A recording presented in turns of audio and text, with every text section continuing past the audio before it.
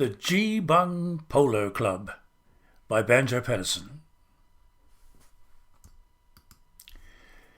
It was somewhere up the country, in a land of rock and scrub, that they formed an institution called the Geebung Polo Club. They were long and wiry natives from the rugged mountainside, and the horse was never saddled that the Geebungs couldn't ride. But their style of playing polo was irregular and rash. They had mighty little science, but a mighty lot of dash, and they played on mountain ponies that were muscular and strong, though their coats were never polished, and their manes and tails were long, and they used to train those ponies wheeling cattle in the scrub. They were demons, were the members of the Geebung Polo Club. It was somewhere down the country, in a city's smoke and steam, that a polo club existed called the Cuff and Collar Team. As a social institution, 'twas a marvellous success, for the members were distinguished by exclusiveness and dress. They had natty little ponies that were nice and smooth and sleek, for their cultivated owners only rode them once a week. So they started up the country in pursuit of sport and fame, for they meant to show the Geebungs how they ought to play the game.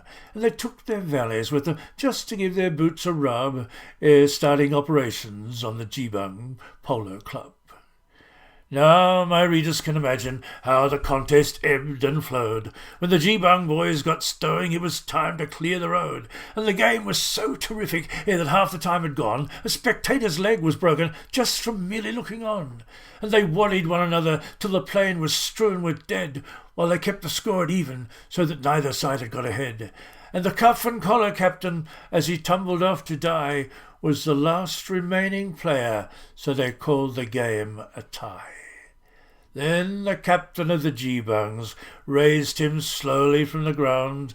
Though his wounds were mostly mortal, yet he fiercely gazed around. There was no one to oppose him.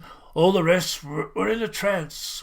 So he scrambled for his pony, for his last expiring chance, for he meant to make an effort to get victory to his side. So he struck at goal and missed it.